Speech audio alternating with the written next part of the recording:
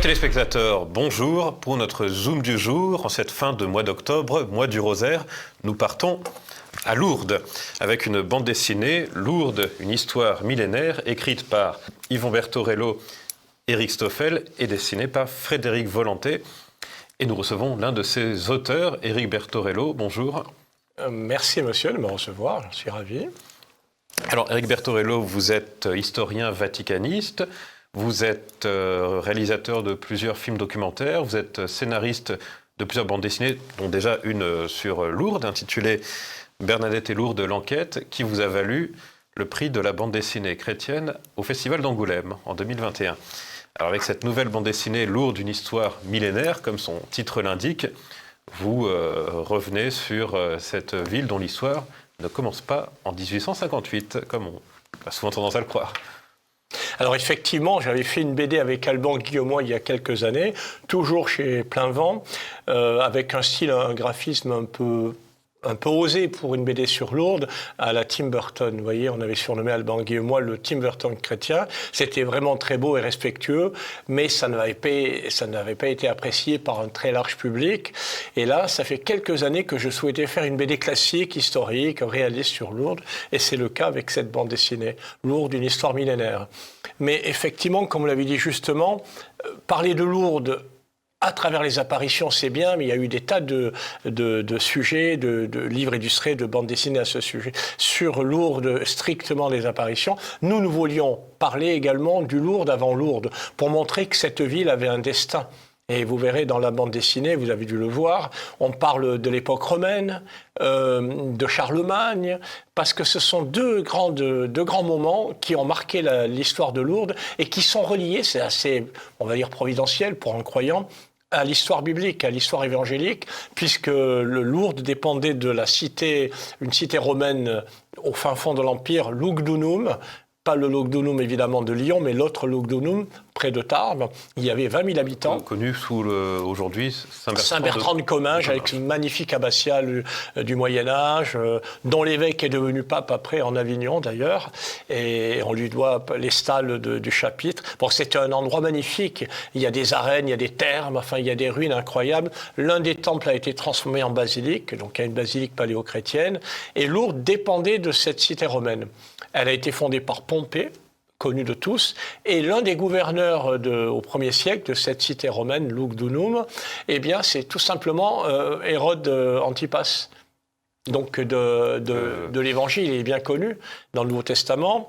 Il a été relégué là avec sa femme en punition, et donc je trouve que ça fait des clins d'œil. Voilà, on mentionnait dans l'Évangile la femme qui était la femme de son frère et qu'il a pris. Exactement. On voit que vous connaissez bien la Sainte Écriture, et donc je trouvais que parler de ça c'était important. Il y avait un clin d'œil avec les apparitions du 19e siècle. Au 8e siècle, on a Charlemagne qui est encore roi des Francs, avec son neveu, qui sont là, et ils veulent guerroyer contre les Sarrasins, puisque, comme vous le savez, la reconquiste de la France avait commencé par Poitiers, et là, il y avait encore des verrous dans les Pyrénées, et Lourdes, c'était une place forte sarrasine. Et oui, et vous attachez beaucoup d'importance à cet épisode que vous prenez du temps à nous raconter, ce siège par Charlemagne. Alors, nous sommes dans le contexte de cette expédition qui va se terminer par la mort de Roland, que tout le monde connaît. C'est justement dans cet épisode que Lourdes, qui ne s'appelle pas encore Lourdes, est tenue par un seigneur musulman. Et alors justement, dites-nous un peu plus sur ce siège. Qu'est-ce qui va se passer et comment Notre-Dame déjà va se manifester? Ce qui était assez incroyable. C'est une légende, c'est pas faux. La légende, oui, ce qu'on appelait à l'origine, attention, la légende, ça veut dire l'histoire. Voilà, il y a un fondement historique, après on a brodé, quelquefois on a du mal à distinguer le vrai du faux, mais le fondement historique est là. L'histoire, c'est complètement vrai, et la fable, c'est faux. Le petit chaperon rouge, c'est une fable. Là, c'est pas du tout une fable, c'est une légende, c'est-à-dire un fondement historique. On sait que c'était une plateforme sarrasine, on sait que les armées carolingiennes sont venues là, on a retrouvé d'ailleurs, il y a eu des restes dans la région de Tarbes lors de fouilles archéologiques, donc c'est absolument historique. Et la légende nous dit que l'armée de Charlemagne avait établi le siège auprès de la forteresse. Et puis à un moment donné, les soldats disent on va partir puisque les musulmans ils ont de quoi tenir un siège pendant tout l'hiver.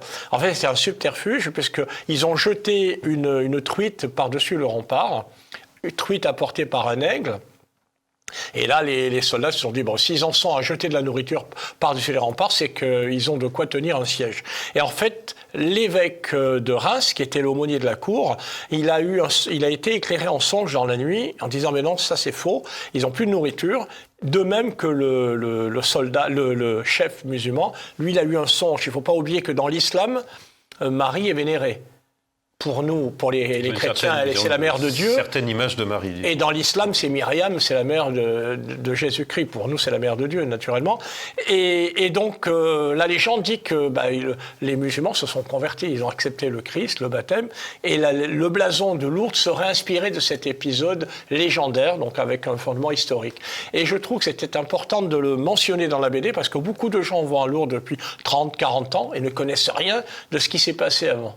Oui, c'est-à-dire que ce seigneur musulman a refusé de se rendre à un mortel, mais il a bien voulu se rendre à Sainte Marie qui est au ciel. Voilà. Exactement. Et donc, comme vous le rappelez, voilà. Exactement. Et raconter tout ça dans une BD, c'était important. Certes, le centre de la BD, l'objet de cette BD, c'est quand même de parler des apparitions de la Sainte Vierge à Bernay-de-Soubirous en 1858.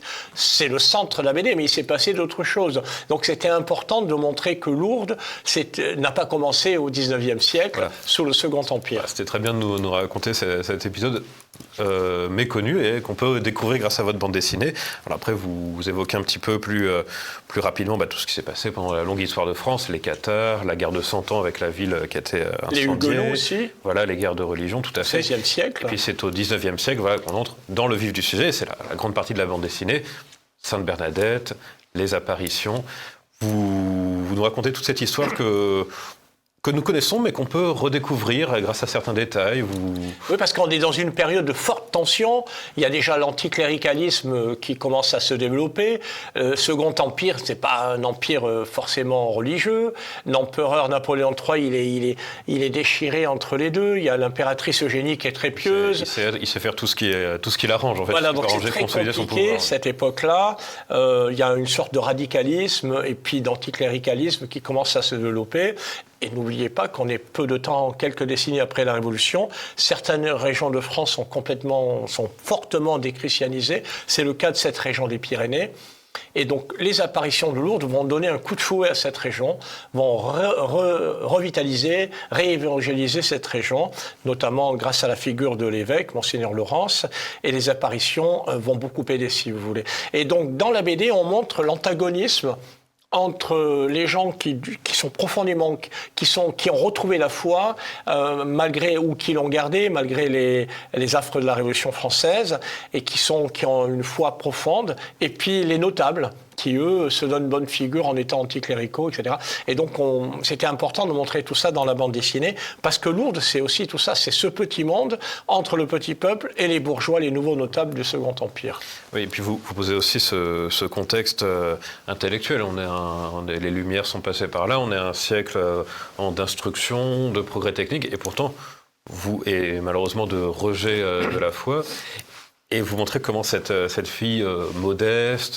qui ne parlait pas français. Qui ne parlait pas quasiment français, pas. Très peu, et puis très peu lettrée, très peu instruite. Elle va impressionner tout son monde, à commencer d'abord par le curé de sa paroisse jusqu'à les plus hautes autorités de l'Église et les plus hautes autorités civiles. Alors effectivement, Monseigneur Père Amal, le curé de Lourdes, il était presque rationaliste, un petit peu, c'était un intellectuel, il était cultivé, un peu rustre aussi, et donc il a eu du mal à rentrer dans la vérité des apparitions, mais très rapidement il s'est rendu compte qu'elle était honnête, authentique, et qu'elle était vraiment messagère du ciel, si vous voulez. Oui, ce moment, cette prise de conscience par l'abbé Père Amal, elle tient d'ailleurs même sur une page tout entière, quand elle répète, Sainte Bernadette répète en patois la parole de Notre-Dame, je suis l'Immaculée Conception, jusqu'à ce qu'elle arrive devant la sacristie. En ne connaissant pas réellement la signification de ces paroles. Bien sûr, parce qu'elle pouvait même l'avoir jamais entendue, parce qu'on se doute bien que l'abbé Père Amal devait peu en parler lors de ses sermons, puisque ces paroissiens pouvaient ne pas comprendre des termes théologiques trop compliqués. Non, ce qui est incroyable, c'est que ce sanctuaire de Lourdes, après les apparitions, est devenu un sanctuaire mondial. Et encore aujourd'hui, les pèlerins, les visiteurs se développent. Il y a encore plus de monde qu'il y en avait il y a 30 ans, contrairement aux idées reçues. Et alors comment expliquer cela? Vous savez, la foi, le spirituel, toutes ces choses-là dépassent l'homme et ne sont pas de l'ordre de la raison. Ils ne sont pas irrationnels du tout. La foi ne s'oppose pas à la raison, mais tous les gens qui ont essayé d'éradiquer la foi profonde, se sont aperçus que c'était impossible. Il y a un renouveau complet.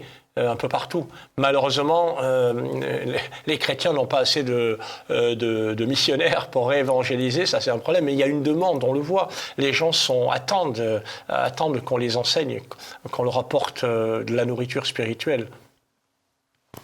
Et effectivement, ils ont cette prise de conscience qu'à Lourdes, il y a quelque chose qui les dépasse. C'est ça qui peut faire. Oui, tout à fait. À Lourdes, vous avez des gens qui sont croyants, qui sont catholiques, qui ne sont pas catholiques, qui sont athées, qui sont francs-maçons et qui sont spiritualistes. Il y a des musulmans, il y a des hindous, il y a toutes sortes de gens. Moi, je suis volontaire, je fais partie de l'hospitalité de Lourdes. Et donc, je m'aperçois, dans le cadre de ce service, ce volontariat, qu'il y a des gens de partout. Et donc, ça interpelle. Voilà. Lourdes va probablement être reconnue comme patrimoine immatériel déjà au niveau de la France et probablement après patrimoine immatériel de l'humanité.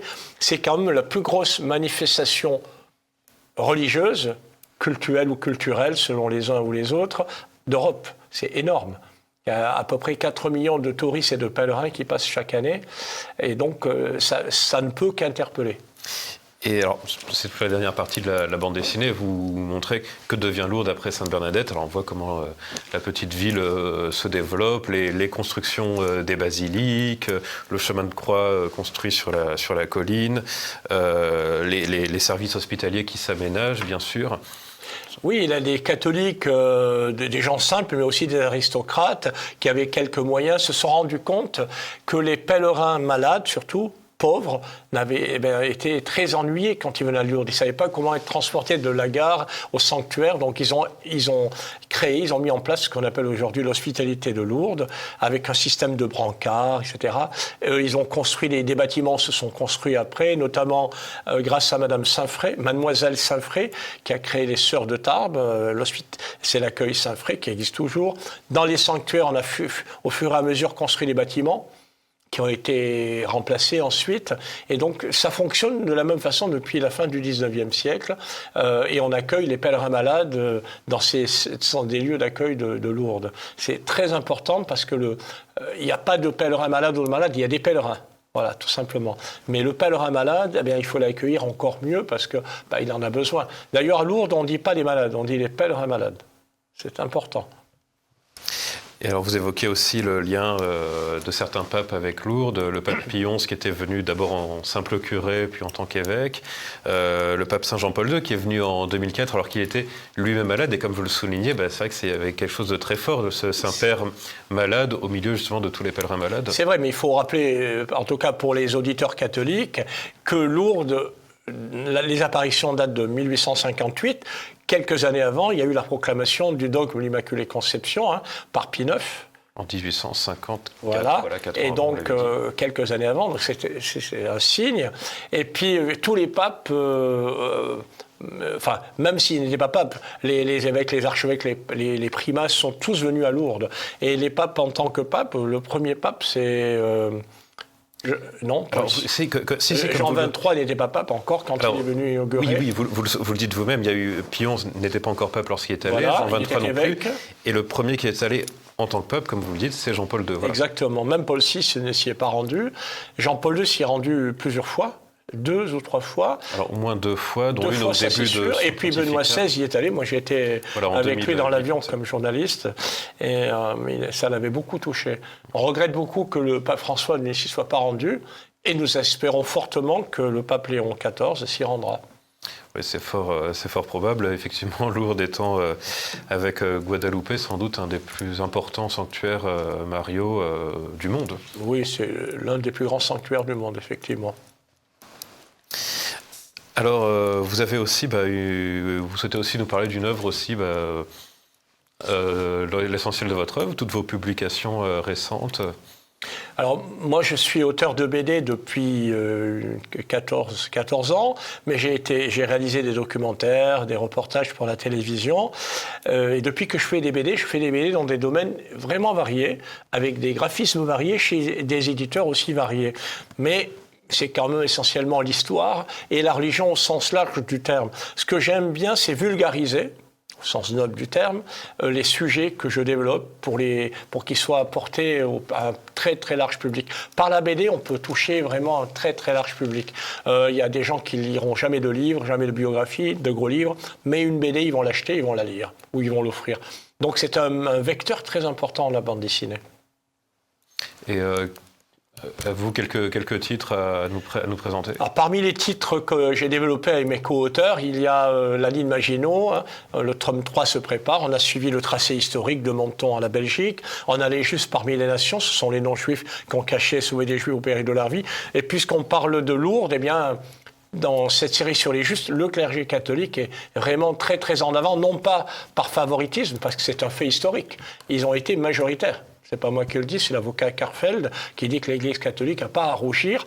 C'est l'institution qui a le plus contribué à sauver, à cacher, sauver des Juifs. Donc c'est une série qui me tient à cœur. On a une série sur le monde romain, Ad Romam. Et puis de temps en temps, on fait des volumes uniques. Là, on a un biopic sur Auguste Escoffier qui se prépare. Vous voyez, ce sont bon, j'ai fait je prépare une BD sur Benoît XVI aussi. Ce sont des sujets extrêmement variés. Avec Stéphane Bern, on a sorti un biopic sur Pompidou, parce que quelquefois, j'ai des commandes aussi. Mais même si ce sont des commandes, je demande à ce qu'on nous laisse libre pour réaliser les choses comme on les entend, avec un scénario, etc. Autrement, c'est barbant et personne ne lit, quoi. Mais je veux revenir un instant sur cette bande dessinée, parce qu'on n'a pas cité mes co-auteurs, c'est très important. Vous les avez cités au début, je voudrais les renommer. Donc, Eric Stoffel, qui développe de son côté une série sur Pagnol. Il adapte tout Pagnol en bande dessinée. Frédéric Volante, qui est un dessinateur italien mais francophone, qui a une série L'Avocat chez Delcourt. Il a une magnifique BD sur la marine italienne. Et ensemble, nous faisons la BD sur Lourdes et on va commencer une BD sur les Carabiniers du Prince à Monaco. Et évidemment, je ne peux pas ne pas citer Stéphane Bern, avec qui est un ami de longue date, et avec qui on a déjà fait plusieurs BD, comme Notre-Dame de Paris. Oui, sur l'incendie. L'incendie, suite à l'incendie, Notre-Dame, la nuit du feu, c'était chez Glénat. Et puis là, maintenant, il y a cette BD sur Lourdes. Ça avait du sens, puisque lui, il souhaitait faire tourner un secret d'histoire qui sera diffusé avant Noël. Ça avait du sens qu'il soit aussi lié à cette BD sur Lourdes. Et toujours avec Stéphane Bern, Cédric Fernandez, on prépare une BD, un biopic sur Auguste Escoffier et la gastronomie. C'est pour dire qu'on a des sujets extrêmement divers, vous voyez. Autrement, j'ai plein de projets dans ma tête, sur les lignes de Saint-Michel, enfin, on a plein de projets, mais je ne peux pas parler de tout ici. Cette bande dessinée sur Lourdes, qui sort aux éditions Plein Vent, ce serait probablement pas faite si on n'avait pas eu le soutien à la fois du Sanctuaire de Lourdes et de quelques partenaires qui nous ont fait confiance, comme le groupe Vinualez à Lourdes, l'Hospitalité Notre-Dame de Lourdes, les Sœurs de Saint-Fray, parce que c'est très important d'avoir des partenaires locaux qui soutiennent. Ça donne un peu plus d'amplitude à la BD. Ça permet de sortir la BD en italien, en français, etc., en anglais et probablement en espagnol et en polonais bientôt. Oui, parce que votre bande dessinée est déjà traduite dans plusieurs langues déjà. Exactement, cette BD sur Lourdes, une histoire millénaire, est sortie il y a quelques jours en français, italien et anglais, et nous espérons qu'elle sortira dans les prochaines semaines en espagnol et peut-être en polonais. Parmi les sujets que je développe, il y a une série chez Dargaud qui s'appelle Les Mondes d'Arven. C'est une série jeunesse avec Cédric Fernandez, Eric Stoffel et Serge Scotto. C'est sur les énergies renouvelables naturelles, sauf les éoliennes, je vous rassure. Et les 4 premiers tomes, c'est la géothermie. C'est une très belle série chez Dargaud. C'est une source d'énergie qu'on connaît assez mal finalement. Oui, la géothermie... C'est le désormais ancien Premier ministre François Bayrou qui avait mis le sujet sur la table. J'en sais rien. En tout cas, moi, j'ai eu cette idée sans penser à l'ancien Premier ministre. C'est une série grand public, mais destinée avant tout aux enfants, pour leur faire prendre conscience que la géothermie, c'est une source naturelle importante qui est sous-exploitée. Et on développe cette série chez Dargaud avec Cédric Fernandez, Éric Soffel et Serge Scotto. Merci beaucoup Yvon Bertorello. Et chers téléspectateurs, donc, je vous rappelle, Lourdes, d'une histoire millénaire, c'est sur la boutique TVL. Très bonne journée à vous et à bientôt.